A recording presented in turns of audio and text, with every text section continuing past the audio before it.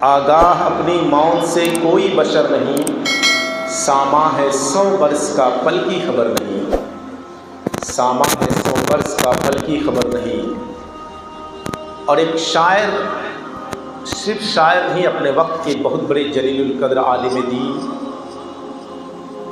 آل رسول، جس کو دنیا حضرت سید کافی رحمۃ اللہ تعالی علیہ،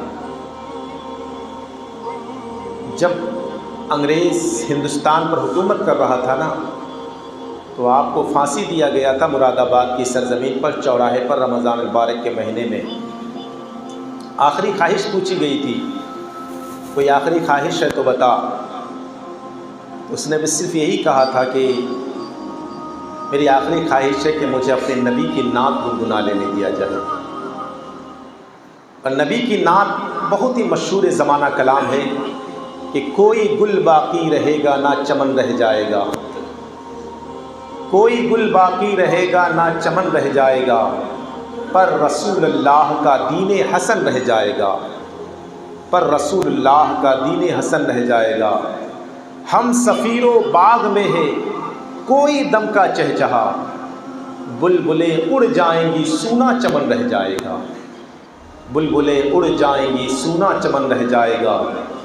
اطلس و کم خواب کی پوشاک پہ نازا نہ ہو، اس تنے بے جان پہ خالی کفن رہ جائے گا، اس تنے بے جان پہ خاکی کفن رہ جائے گا۔ حضرات محترم، جو موضوع سخن کا انتخاب کیا ہے، اللہ رب العزت ارشاد فرماتا ہے کہ اللہ نے موت و زندگی کو پیدا کیا تاکہ تجھے آزمایا جائے کہ کون اچھا عمل کرتا ہے۔ حضرت موسیٰ علیہ نبی علیہ الصلوۃ والتسلیم ارشاد فرماتے کہ کیا اچھا ہوتا کہ 4 چیز ہوتا، 4 چیز نہیں ہوتا، کتنا بہتر ہوتا۔ زندگی ہوتی، موت نہ ہوتا، کتنا اچھا ہوتا۔ جنت ہوتا، جہنم نہ ہوتا، کتنا اچھا ہوتا۔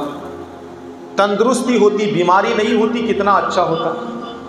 حضرت موسیٰ علیہ السلام پر تندرستی ہوتی، بیماری نہ ہوتی تو کتنا اچھا ہوتا۔ امیری ہوتی، غریبی نہ ہوتی تو کتنا اچھا ہوتا۔ یہ 4 چیز انسان کو، سب سے پہلا کیا ہے؟ زندگی ہوتی، موت نہ ہوتا۔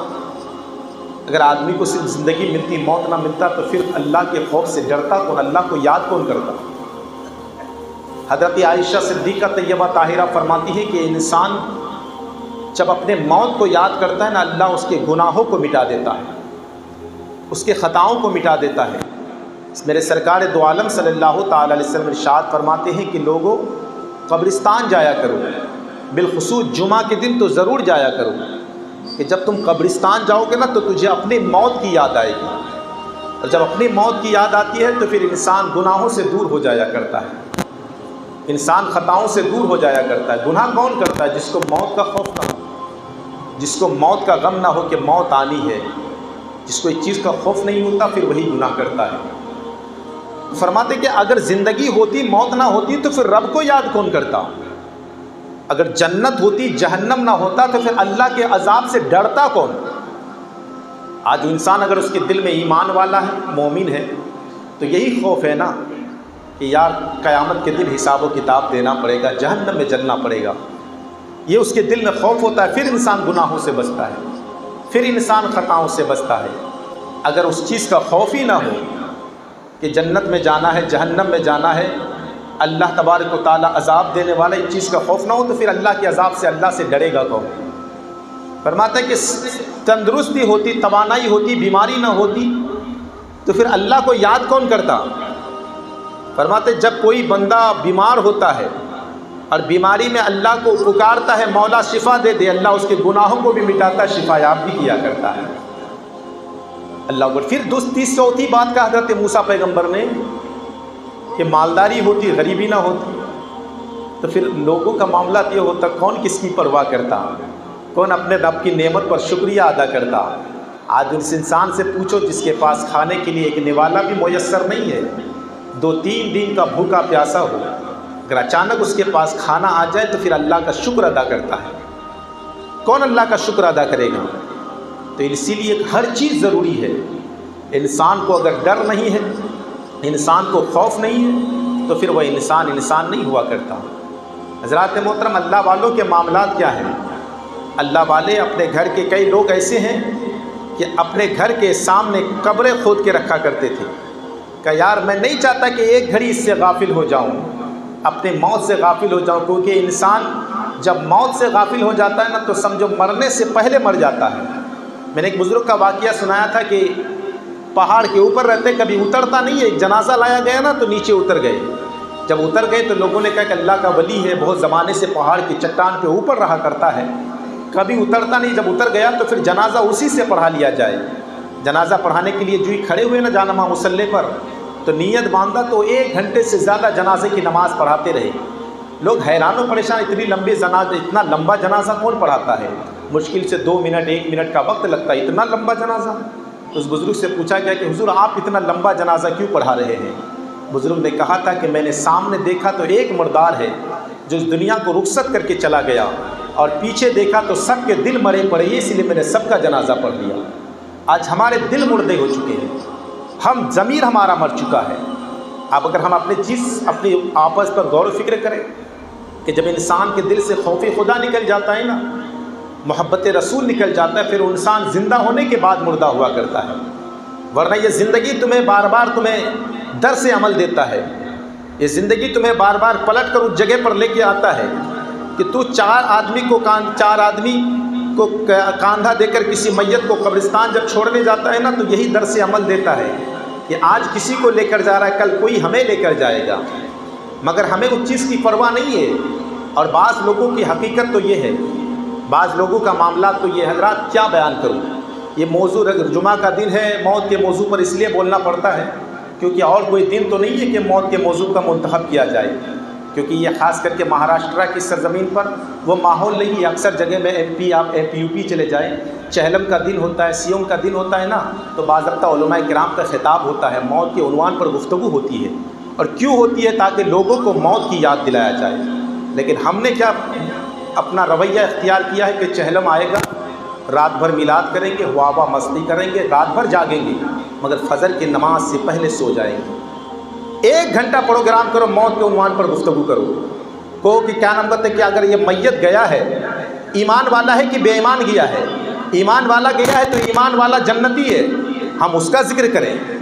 ایمان والا ہے، کسی کا نیک اعمال کر کے گیا، اس کے اعمال کی تعریف کریں، کیونکہ سرکار دو عالم صلی اللہ تعالیٰ علیہ وسلم فرماتے ہیں کوئی شخص انتقال ہو گیا، اگر لوگ اس کی تعریف بیان کریں تو سمجھ لینا وہ جنتی ہے، اگر لوگ اس کی برائی بیان کریں تو سمجھ لینا وہ جہنمی ہے۔ تو ہم اس کی تعریف بیان کریں، جب موضوع موقع ملے گا تب نہ تعریف بیان کریں گے۔ ہم تو سوچیں گے رات بھر جاگیں گے ہم، اور صبح فجر کی نماز ہوگی تو سب سو جائیں گے۔ نہ فجر سے ہم کو روحانی آتی ہے، تو اور جملہ ہے روحانی آتی ہے۔ روح کا تعلق گھر سے تب تک رہا کرتا جب تک قیامت نہیں آ جاتی۔ میں آپ کو جملہ دے دیتا ہوں، قیامت نہیں آ جاتی، 40 دن تک صرف روحانی نہیں آتی، ہمیشہ روح آیا کرتی ہے۔ جمعرات کا جمعہ کا دن ہے، عید و بقرعید کا دن ہے، شب برات ہے، یہ بڑی بڑی راتیں ہیں، ایسے وقت میں روحیں دروازے پہ آ کے، دروازے پہ ہاتھ رکھ کے ٹکٹکی باندھ کے دیکھتا ہے کہ میرے گھر والے میرے لیے کچھ کرتے ہی کہ نہیں کرتے، جس کو میں نے دنیا میں آنے کا ذریعہ بنایا، جس کے لیے میں نے گھر بار چھوڑ دیا، جس کے لیے میں نے تمام چیز چھوڑ دیا، آج مجھ کو یاد کر رہا ہے کہ نہیں کر رہا ہے۔ صرف 40 دن پر روحانی نہیں آتی بلکہ ہمیشہ آیا کرتی ہے۔ کیا آپ ہمیشہ رات بھر جاگیں گے؟ اگر نہیں جاگ سکتے تو صرف 2 گھنٹے کا پروگرام کیجیے، 1 گھنٹہ نعت خوانی کروائیے، 1 گھنٹہ کچھ تقریر ہو اور کچھ عنوان پر، موت کے عنوان پر کم سے کم گفتگو سنیے، اور 2 گھنٹے کے بعد آپ سو جائیے، فجر سے پہلے آپ فاتحہ کیجیے، یہ سب سے بہتر طریقہ ہے۔ لیکن آج ہمیں خاص کر کے ادھر کا ماحول، یہ آپ کی یہاں کی بات نہیں بول رہا ہوں، یہ علاقے کا ماحول وہی ہو چکا ہے کہ ہم کو رات بھر کرنا ہے، بڑی مشکل سے 1-2 منقبت پڑھنا ہے موت کے عنوان پر، پھر جو ہنسی مذاق شروع ہوتی ہے تو پتہ چلا میت کو ثواب پہنچانے آئے کہ قبر میں جا کر اس کے ساتھ مسخرہ بازی کرنے آئے ہیں۔ تو اسی لیے ایسی چیزوں خاص کر کے دھیان دینا چاہیے۔ اللہ پر یہ دنیا ہمیں دکھاتی ہے، ہم کسی کو کاندھا دے رہے ہیں نا، کل ہمیں بھی کوئی کاندھے پر لے کر جائے گا، ہم کسی کو کاندھا دے دیں۔ فرماتے ایک شخص تھا نا، ایک شخص کے پاس حضرت خضر علیہ السلام آیا کرتے تھے، تو بادشاہ کو پتہ چلا کہ اس کے پاس خضر علیہ السلام آتا ہے، تو اس کو بلایا اور کہا کہ جب خضر علیہ السلام تیرے پاس آئے نا تو اسے میرے پاس لے کے آنا، نہیں لائے گا تو تجھے تیری گردن اڑا دی جائے گی۔ اب وہ بادشاہ تھا، ڈرتا کیا نہیں کرتا۔ اس آدمی نے دیکھا کہ بادشاہ ہے، جان حلق پہ آئی ہوئی ہے. جب خضر علیہ السلام آئے تو اس نے بتایا کہ معاملات یہ ہے کہ بادشاہ ہے، اگر میں تم کو ساتھ میں لے کے نہ جاؤں نا تو میری گردن اڑا دی جائے گی. خضر علیہ السلام نے فرمایا جب ایسی بات ہے تو چلو. بادشاہ کے پاس گیا. بادشاہ نے کہا اے خضر علیہ السلام، آپ اللہ کے ولی ہیں، اللہ کے نبی ہے. بعض میں کہا آپ کوئی ایسی چیز بتائیے. فرماتے ایک جگہ میں دیکھا بہت بڑا آباد، بہت بڑا گھنا شہر تھا، چاروں طرف آبادی ہی آبادی تھی. 500 سال کے بعد پھر میں وہاں گیا تو کوئی آبادی نہیں تھی بلکہ جنگلیں تھی، جنگلیں، لوگ لکڑیاں کاٹ رہے تھے. حضرت خضر علیہ السلام فرماتے میں نے ایک شخص کو لکڑیاں کاٹتے ہوئے دیکھا. میں نے کہا یہ شہر کب برباد ہو گیا؟ کہا میرے باپ دادا تو آج تک یہ جنگل ہی دیکھ رہے، میں نے ابھی تک تو دیکھا نہیں کہ یہاں کوئی شہر آباد ہو. حضرت خضر علیہ السلام وہاں چلے گئے. 500 سال کے بعد پھر واپس آئے تو کوئی جنگل نہیں تھا بلکہ ایک بہت بڑا تالاب تھا. کچھ لوگ مچھلیاں پکڑ رہے تھے، مچھلیاں پکڑ رہے تھے. تو خضر علیہ السلام نے فرمایا کہ یہ تو جنگل کب ختم ہو گیا، اب تالاب کب بن گیا؟ تو کہنا میرے باپ دادا تو یہاں پر زندگی بھر مچھلی پکڑتے دیکھا، میں نے تو کبھی دیکھا نہیں کہ یہ جنگل تھا. حضرت خضر علیہ السلام فرماتے کچھ زمانے کے بعد 500 سال کے بعد پھر واپس آیا نا تو ایک چٹیل میدان تھا، وہاں پہ بچے کھیل رہے تھے. میں نے کچھ لوگوں سے ملا تو کہا کہ یہ تالاب جو تھا یہ کب ختم ہوا اور یہاں چٹیل میدان کب سے بن گیا؟ تو کہنے لگا کہ آج میرے باپ دادا کے زمانے سے دیکھ رہا ہوں کہ یہ میدان ہی ہے، میں نے تو کوئی ابھی تک تالاب دیکھا نہیں. حضرت خضر علیہ السلام فرماتے پھر 500 سال کے بعد آیا تو پھر ایک شہر آباد ہو چکا تھا، ایک شہر آباد ہو چکا تھا. فرماتے کہ یہ جو تالاب چٹیل میدان تھا یہ شہر میں کب تبدیل ہو گیا؟ کہا کہ میرے باپ دادا کے زمانے سے یہاں پہ شہر دیکھ رہا ہوں. پتہ یہ چلا کہ ہر 500 سال کے بعد ہر چیز تبدیل ہو جاتی ہے. آج ہم کسی کے قبر میں دفن کرنے جاتے ہیں تو دیکھتے ہیں، آپ کب گھر بناتے، بعض لوگ گھر بناتے ہیں نا تو دیکھتے ہیں ہڈیاں نکل گئی، کسی کا سر نکل گیا. کب دفن ہوگا، کون ہوگا، پتہ نہیں ہے. کچھ زمانے کے بعد ہم بھی کہاں دفن ہوں گے، ہمارے قبرستان میں نہ جانے کس کا گھر ہوگا، کسی کے پائے کے نیچے ہم بھی دفن ہوں گے، ہم کو بھی پتہ نہیں چلے گا. یہ لوگوں وقت نہیں آیا ہے اب بھی بدلنے کا. ہمارے بزرگان دین آخرت کو یاد کر کے رویا کرتے تھے، رات رات بھر آنسو بہایا کرتے تھے. کاش وہ دن نہیں آیا کہ ہم اپنے پروردگار کو یاد کرنے کے لیے لگ جائیں. اللہ تبارک و تعالیٰ غفور الرحیم ہے، آج گناہوں کے دلدل میں پھنسے ہوئے ہیں. حضرات محترم فرمایا جاتا ہے کہ وہ ایک شخص تھا نا، بنی اسرائیل میں ایک شخص تھا، 2 بھائی کا بٹوارا ہوا تو آپس میں جھگڑا شروع ہوا. اس نے کہا بٹوارے میں کچھ معاملات ادھر ادھر ہوا تو دونوں میں آپس میں جھگڑا چلا. بہت زیادہ جھگڑا طویل ہو گیا نا تو ایک دیوار سے آواز آنے لگی، اور آواز آنے لگی وہ شخص کیوں آپس میں جھگڑ رہا ہے؟ تو حیرانی پریشانی کہ دیوار سے کہاں سے آواز آئی. فرماتے ایک اینٹ تھا جو اس سے آواز آ رہی تھی. کہا تجھے معلوم ہے میں کون ہوں؟ پہلے زمانے کا کوئی بادشاہ تھا میں، اور اس بادشاہ کا عالم یہ تھا کہ جب میں مر گیا نا، مرنے کے بعد لوگ مجھے دفن کر دیے. جس جگہ مجھے دفن کیا گیا کچھ زمانے تک قبرستان رہا. پھر وہ ایک اینٹ کے گہرے کا وقت یہ اینٹ کی بھٹی تیار ہو گئی، اور معاملہ یاد ہوا کہ میں اس پر پانی ایک زمانے تک پانی ڈالتا گیا، پانی پڑتا گیا. پھر میں ایک کسی زمانے میں گوند کے تیار ہوا آٹے، یا اس کی شکل میں مٹی کی شکل میں گوندا ہوا مٹی. پھر اس کے بعد میں اینٹ تیار ہوا اور اسی اینٹ کو لگایا گیا. پہلے زمانے میں بھی کسی زمانے کا بادشاہ ہوا کرتا تھا. آج کیا بن چکا ہوں؟ مٹی بن چکا ہوں جو دیوار میں تیرے گھر پہ لگا ہوا ہے. اے لوگوں تمہاری زندگی کیا ہے؟ جس مٹی سے تم کو پیدا کیا گیا. ہم نے کبھی غور و فکر کیا ہے کہ ہم قبرستان جاتے ہیں نا، قبرستان میں جانے کے بعد مٹی دیتے ہیں نا، تو مٹی دینے کا بھی لوگوں کا رویہ ایسا ہوتا ہے، لیتا ہے مٹی اٹھا کے پھینک دیتا ہے. مٹی کا طریقہ کیا ہے؟ اچھے سے رکھا کرو. آپ کو میں جیسے بتاؤں کہ معاملات کیا ہے کہ جب انسان مر جاتا ہے نا، جس طرح سماعت و بصارت اس کی بڑھ جاتی ہے تو اس کے اندر تکلیف کا مادہ بھی بڑھ جایا کرتا ہے. اسی لیے کہ کسی قبرستان پہ پیر مت تھکا کرو، چپل پہن کے قبرستان میں مت جایا کرو، کیونکہ معلوم تو نہیں ہے بھلے، لیکن کم سے کم یہ سمجھ کے کہ یہ قبرستان ہے، کہاں کس کی میت ہے، کہاں کون رکھا ہوا ہے. جس چپل کو ہم گھوم کے چاروں طرف نجاست غلیظہ، نجاست خفیفہ لگا کے جاتے ہیں، اسی کو قبرستان میں کسی کی قبر پر جا کر رکھ دیتے ہیں. اللہ اکبر. پتہ یہ عام قبریں ہیں، بتا کوئی اللہ کا ولی ہے، خواجہ غریب نواز ہے، غوث اعظم ہے، یا شاہ نور شاہ سرکار ہے، کیا آپ چپل پہن کے اس کے قبر کے اوپر چڑھیں گے؟ کیا آپ کا دل گوارا کرتا ہے؟ نہیں چڑھیں گے. تو پھر آپ کو کیا حق دیتا ہے کہ کسی کی قبر پر جا کر چپل پہن کر روندنا؟ آج تو معاملات یہ تو ہم عرض کر رہے ہیں کہ لوگوں کب وقت آ جائے کوئی بھروسہ نہیں ہے، کب معاملات ہمارا بگڑ جائے کوئی بھروسہ نہیں ہے. تو قبرستان جائے تو قبرستان میں مٹی دینے کا، لوگ مٹی لیتے اتنا جلدی میں رہتے ہیں کہ مٹی اٹھا کے پھینکا اور چلے. مٹی اٹھا کے مٹی کے دینے کا معاملات کیا؟ کسی کو دعا بھی یاد ہوگا، ہم دعا پڑھتے منہا خلقناکم وفیہا نعیدکم ومنہا نخرجکم تارۃ اخری. کبھی اس چیز پر ہم نے غور و فکر نہیں کیا. یہ چیز انسان کو مٹی دینے والوں کے لیے نہیں ہوتا، جو مٹی دیتا ہے اس کے لیے یہ دعا پڑھی جاتی ہے۔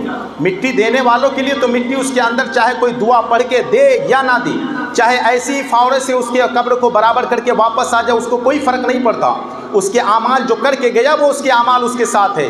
لیکن جو تو نے مٹی ڈالا تو اس کا جملہ پیدا منہا خلقنکم، تم کو اسی مٹی سے پیدا کیا، وفیہا نعیدکم، اور پھر اسی مٹی سے تم کو نکالا جائے گا، ومنہا نخرجکم تارۃ اخری، اسی مٹی کی طرف تجھے لوٹایا گیا، ومنہا نخرجکم تارۃ اخری، اور قیامت کے دن پھر اسی مٹی سے اٹھایا جائے گا۔ پتہ یہ چلا کہ ہر انسان، جب کوئی انسان مر جاتا ہے وہی دفن ہوتا ہے جہاں اس کی خمیر تیار ہوتی ہے۔ اب اس کو دفن کر دیا گیا قبر میں، اب پڑھتے منہا خلقنکم، تم کو اسی مٹی سے پیدا کیا گیا، وفیہا نعیدکم، اور پھر تم کو اسی مٹی کی طرف لوٹایا جا رہا ہے، ومنہا نخرجکم تارۃ اخری، قیامت کے دن اسی مٹی سے پھر اٹھایا جائے گا۔ ہم نے کبھی غور و فکر نہیں کیا اس چیز پر۔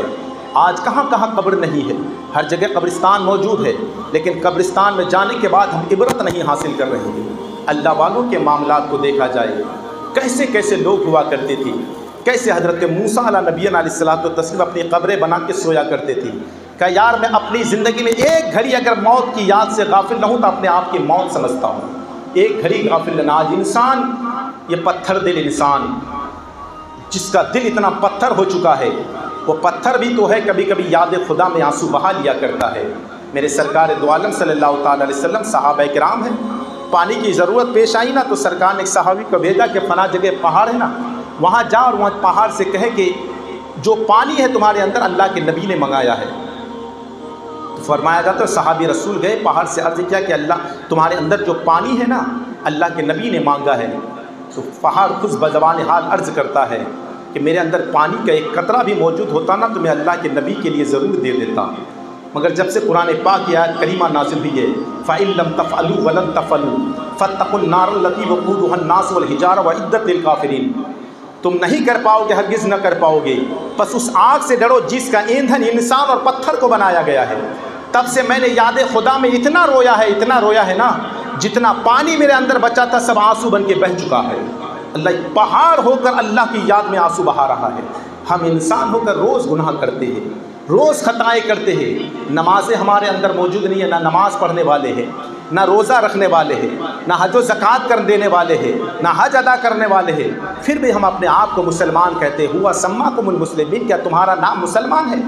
ایسے مسلمان کس کام کا مسلمان ہے کہ نماز بھی نہ پڑھے پھر بھی رہے مسلمان کا مسلمان، حج بھی نہ کرے پھر بھی رہے مسلمان کا مسلمان، زکوٰۃ بھی نہ دے پھر بھی رہے مسلمان کا مسلمان؟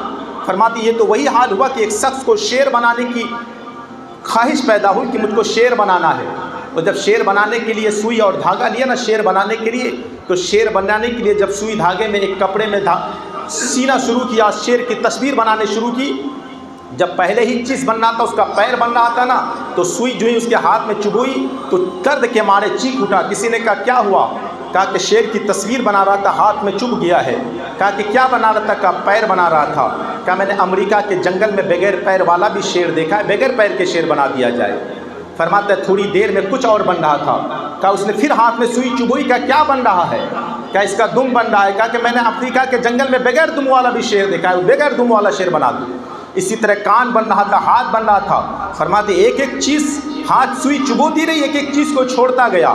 فرماتے ایسا شیر کہ ہاتھ بھی نہ رہے شیر کا شیر، پاؤں بھی نہ رہے شیر کا شیر، دم بھی نہ رہے مگر رہے شیر کا شیر۔ فرماتے اسی طرح آدمی نماز نہ پڑھے پھر بھی رہے مسلمان کا مسلمان، حج نہ کرے پھر بھی رہے مسلمان کا مسلمان، زکوٰۃ نہ دے پھر بھی رہے مسلمان کا مسلمان۔ اے مسلمان، نہ تیرے جیسا مسلمان دیکھا ہے، نہ بغیر ایسی چیز کا شیر دیکھا گیا ہے۔ آج ہمارا معاملات اور ہماری کنڈیشن کیا ہے؟ لوگوں کبھی اپنے آپ پر غور و فکر کیا؟ اللہ والوں نے ہمیں کیا درس عمل دیا ہے؟ لوگوں درس عمل یہی ہے کہ اپنے موت کو یاد کرو، مرنے سے پہلے موت کی تیاریاں کیا کرو۔ موت کا عنوان سفر المظفر کا مہینہ ہے۔ سفر المظفر کا مہینہ کیا ہے؟ میرے سرکار دو عالم صلی اللہ تعالیٰ علیہ وسلم کا یہ مہینہ جو ہے، آخری ہفتہ جو ہوتا ہے نا، اس سرکار کی بیماری میں افاقہ ہوتا ہے، زیادہ بڑھ جاتا ہے، اور جب زیادہ بڑھ جاتا ہے تو میرے سرکار ربیع الاول میں، جس طرح سرکار ربیع الاول 12 ربیع الاول دوشنبہ کے دن پیدا ہوئے، سرکار اسی طرح ربیع الاول شریف میں آپ کا وصال با کمال ہوا۔ تو اسی طرح سفر المظفر میں آپ کی بیماری میں زیادتی ہو گئی. آج گھر گھر میں بیماری ہے، گھر گھر میں بیماری ہے. کوئی گھر ایسا نہیں ہوگا میں نے کہا مریض کی حالت میں نہ ہوگا، کوئی نہ کوئی مرض ضرور ہے. اور ہر انسان کے اندر مرض موجود ہے، ہر انسان کچھ نہ کچھ بیماری میں مبتلا ہے. اور یہ بیماریاں ہمیں بتاتی ہے، یہ بیماریاں ہمیں بتاتی ہے کہ تو موت کے قبر کے بہت قریب آ چکا ہے، بس آخری تیاریاں کر لے. مگر ہمیں آخری تیاریاں نہیں ہو پاتی ہے، ہم کرتے نہیں ہیں. ہم صرف یہی سوچتے ہیں کہ ابھی تو 10 سالہ زندگی گزری، 20 سالہ گزری، ابھی تو باقی ہے، عمر باقی ہے. کوئی بھروسہ نہیں. کیا بھروسہ ہے زندگانی کا؟ آدمی بلبلا ہے پانی کا، جاگنا ہے جاگ لے افلاک کے سائے تلے، حشر تک سونا پڑے گا خاک کے سائے تلے. کوئی چیز تیرے ساتھ قبر میں نہیں جائے گا، صرف تیرے اعمال تیرے ساتھ جائیں گے. اور تیرے اعمال کیا ہے؟ ہمارے اسلاف سے پوچھو. میں نے سید کافی علی رحمۃ اللہ تعالی علیہ کا میں نے واقعہ بتایا کہ پھانسی پر تختے دار پر لٹکایا جا رہا ہے، تو وہ فرماتے ہیں کہ مجھے بس نام نبی کی نعت پڑھ لینے دیا جائے. اور کیا پڑھتے؟ کوئی گل باقی رہے گا نہ چمن رہ جائے گا، پر رسول اللہ کا دین حسن رہ جائے گا. آج سے 1500 سالہ زندگی کی تاریخ اٹھا کر دیکھیں، کتنے لوگ تھے ہمارے درمیان سے رخصت ہو گئے، اس سے پہلے کے لوگ رخصت ہو گئے، اس سے پہلے کے رخصت ہو گئے. 15 سال سے لے کر اب تک جتنے تھے سب رخصت ہو گئی. 15 سال کا عرصہ ایسا گزرا، 2 سال بعد 100 سال بعد پھر ہم میں سے کوئی نہیں رہے گا. پھر وہ یاد کریں گے کہ ہمارے اسلاف ہمارے لوگ تھے، نمازی تھے، روزے دار تھے، حج کرنے والے تھے. ہم اچھا عمل کریں گے نا تب نہ بتائیں گے، تب ہمارے اسلاف، ہمارے نوجوان بچے یا ہمارے جو آنے والی نسل ہے وہ بتائے گی کہ ہمارے باپ دادا نمازی تھے، روزے دار تھے. ہم نے تو نماز کبھی مسجد جھانکا نہیں. ہم جمعے والے 2 رکعت والے نمازی ہیں، صرف 2 رکعت پڑھنے کے لیے مسجد آتے ہیں. پھر سوچتے ہیں ہم سے بڑا مسلمان کوئی نہیں. ربیع الاول کا مہینہ آ رہا ہے، ابھی جلوس کا ٹائم رہے گا تو پھر سب سے زیادہ جھنڈے لہرانے والے، کودنے والے اپنے وہ بچے رہیں گے جو مسجد کی طرف جھانکتے تک نہیں ہیں. میں نے کہا یہ نہیں کہتا ربیع الاول میں خوب اپنے نبی کے نام پر، اپنے ناموس رسالت پر قربان ہونے کے لیے تیار ہو جاؤ، لیکن مسجد کے لیے سر کٹانے کے لیے جیسے تیار ہو تو نماز پڑھنے کے لیے بھی تیار ہو، تب تو تم مسلمان ہو. رمضان کا مہینہ آئے تو روزہ رکھنے کے لیے تیار رہو، پھر تو تم مسلمان ہو. ورنہ کیسا مسلمان ہے؟ جس ربیع الاول کا مہینہ آیا جھنڈے لہرا دیے سوچے ہم مسلمان ہیں. محرم کا مہینہ آ گیا 5 لیٹر شبیل پلا دیے سوچے ہم مسلمان ہیں. پھر ایسے مسلمان بن کے کیا فائدہ ہے؟ مسلمان بنو تو پھر اچھے سے بنو. واقعی ہمارے بزرگان دین جو کر کے گئے ہیں کم سے کم وہ نہیں کر سکتے، ان کے طریقے پر تو عمل کر سکتے. میرے سرکار فرماتے ہیں صلو کما رأیتمونی اصلی، نماز اس طرح پڑھو جس طرح مجھے پڑھتے ہوئے دیکھتے ہو. سرکار نے یہ نہیں فرمایا میرے طرح پڑھو، کیونکہ پتہ تھا سرکار کو کچھ ایسے لوگ ہوں گے نا طرح طرح کر کے اپنے آپ کو نبی کو بڑا بھائی سمجھنے والا. اس لیے سرکار نے فرمایا جس طرح مجھے پڑھتے ہوئے دیکھتے ہو، یعنی تمہاری نماز پڑھنے کا میرے طرح دیکھو گے تو پڑھو گے، لیکن میرے طرح نہیں پڑھ سکتے. جیسا میں پڑھ رہا ہوں میرا معاملات یہ ہوا کرتا ہے کہ کبھی کبھی میں ہوتا ہوں اور میرا خدا ہوا کرتا ہے. میری نماز کیسی نماز ہوا کرتی ہے؟ صحابی رسول سرکار کی بارگاہ میں حاضر ہے، حضرات محترم صحابی رسول عرض کرتے ہیں تمام نماز سرکار نے نماز پڑھائی ہے، گویا عشر کی نماز ہے. سرکار 4 رکعت والی نماز تھی، 3 رکعت یا 2 رکعت میں سلام پھیر دیے، اور جب سلام پھیر دیے تو کسی کی مجال نہیں ہے کہ بولے. سرکار کی زبان، سرکار کے سامنے کون لب کشائی کرے گا؟ کس کی مجال ہے کہ سرکار کے سامنے زبان ہلائے گا؟ ابو بکر صدیق اشارے میں عمر ابن خطاب سے بول پڑے، اے عمر میری مجال تو ہے نہیں کہ میں سرکار کی بارگاہ میں لب کشائی کروں، عمر تو ہی بول دیا کر. عمر عرض کرتے ہیں میں اللہ اکبر عدالت کا شہسوار ضرور ہو، مگر آج میرے اندر طاقت نہیں ہے کہ مصطفیٰ کے سامنے اپنی لب کشائی کیا جائے. اشارے میں حضرت عثمان کی طرف دیکھیں. عثمان فرماتے ہیں اشارے میں کہ اللہ اکبر میں غنی ضرور ہو، میں ذوالنورین ضرور ہوں، مگر مصطفیٰ کے سامنے زبان کھولنے کی طاقت نہیں ہے.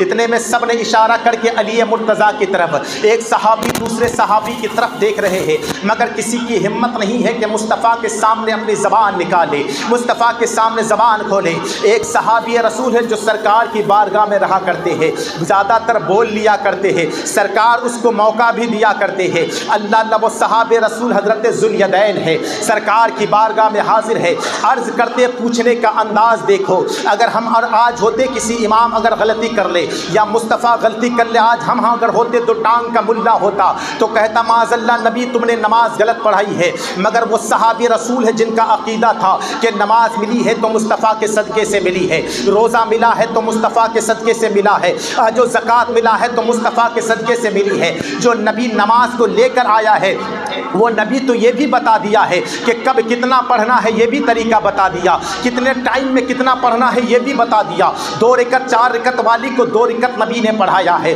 اور جب نبی نے پڑھایا ہے تو حضرت ذوالدین فرماتے ہیں پوچھنے کا انداز دیکھو، پوچھنے کا طریقہ دیکھو، عرض کرتے اقصرت الصلاۃ ام نسیت یا رسول اللہ، حضرت صحابی رسول ہے، حدیث پاک کے الفاظ ہے اقصرت الصلاۃ یا رسول اللہ یا حبیب اللہ، آپ کے 4 رکعت نماز کو 2 رکعت پڑھانے کی وجہ سے ایسا لگ رہا ہے کہ رب نے نماز کو کم کر دیا ہے، رب نے نماز کو کم کر دیا ہے۔ پھر بعد میں جملہ فرمایا ام نسیت یا رسول اللہ، یا رسول اللہ یا آپ کے ذہن سے بھلا دیا گیا۔ میرے سرکار فرماتے صحابی رسول معاملہ کیا ہے، عرض کرتے آقا 4 رکعت والی نماز تھی 2 رکعت آپ نے پڑھائی ہے، اتنا کہنا تھا۔ میرے سرکار فرماتے او میرے صحابہ سن لے، کیا تم مجھے یہاں سمجھ رہے تھے؟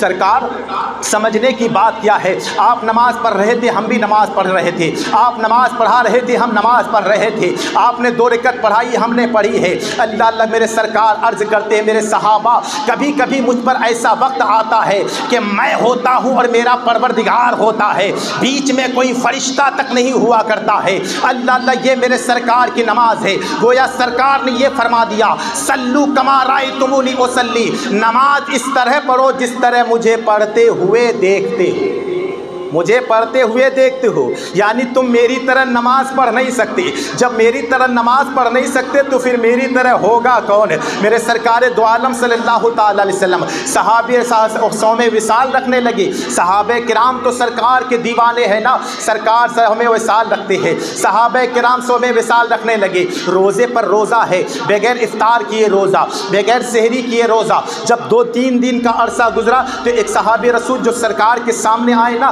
تو لڑکھڑانے لگے، بول رہا ہے تو زبان لڑکھڑاتی ہے، چل رہا ہے تو قدم لڑکھڑاتے ہیں۔ میرے سرکار نے فرمایا صحابہ معاملات کیا ہے؟ عرض کرتے ہیں آقا آپ نے صوم وصال رکھنا شروع کر دیا نا تو ہم بھی آپ کا دیکھا دیکھی رکھنا شروع کر دیا۔ میرے سرکار کا جملہ سنو، آج کچھ ہوں گے نا کہ کچھ اپنی طرح بشر کہنے والا اور انما انا بشرم کا رٹ لگانے والا۔ میرے سرکار فرماتے ہیں ایکم مثلی، تم میں سے کون میری طرح ہے؟ ارے میں جب سو جاتا ہوں میرا پروردگار مجھے کھلاتا پلاتا ہے، میرا پروردگار مجھے کھلاتا پلاتا ہے۔ پتہ یہ چلا مصطفیٰ کی طرح کوئی نہیں ہے، تو مصطفیٰ کے نماز کی طرح نماز کون پڑھ سکتا ہے؟ مصطفیٰ کے روزے کی طرح روزہ کون رکھ سکتا ہے؟ مصطفیٰ کے حج و زکوٰۃ کی طرح حج و زکوٰۃ کون ادا کر سکتا ہے؟ اسی لیے تم اگر چاہتے ہو بہترین زندگی چاہتے ہو، اس دور میں اچھی زندگی چاہتے ہو تو سرکار فرماتے الصلاۃ معراج المومنین، نماز مومنوں کی معراج ہے۔ میرے سرکار دو عالم صلی اللہ تعالی علیہ وسلم فرماتے ہیں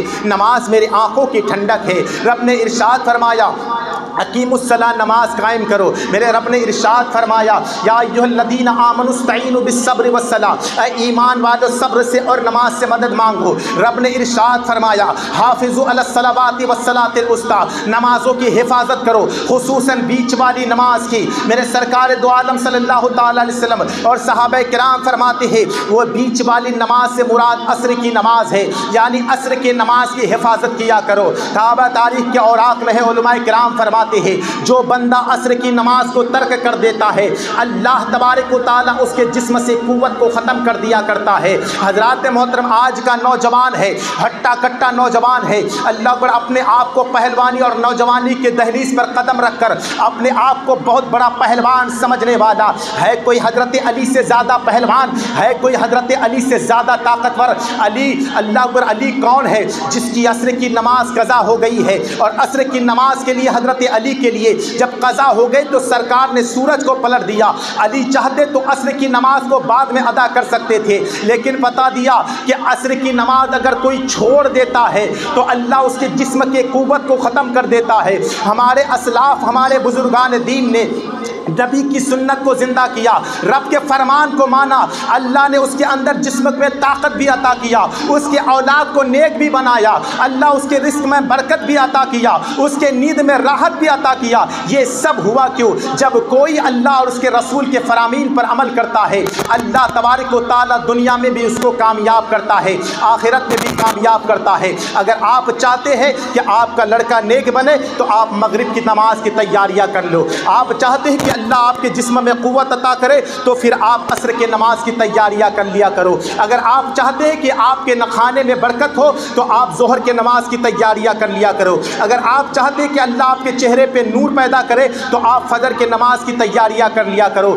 اگر آپ چاہتے ہیں کہ آپ کو سکون و قلب سکون سے نیند میسر ہو تو آپ عشاء کے نماز کی تیاریاں کر لیا کرو۔ ہر چیز نماز میں موجود ہے، اور یہ کب ہوگا؟ جب آپ کے دل میں خوف خدا ہوگا، جب آپ کے دل میں موت کا خوف ہوگا۔ رب ارشاد فرماتا ہے کل نفس ذائقۃ الموت، ہر نفس کو موت کا مزہ چکھنا ہے۔ اعلیٰ حضرت عظیم البرکت ارشاد فرماتے ہیں ہائے غافل وہ کیا جگہ ہے جہاں 5 جاتے ہیں 4 پھرتے ہیں۔ حضرات محترم، بس آخری منزل قبر کی منزل ہے۔ ہمارے درمیان سے لوگ رخصتیں ہو رہے ہیں، کل ہم کو رخصت ہونا ہے، اس کی پرواہ کیجیے۔ اللہ تبارک و تعالیٰ کی بات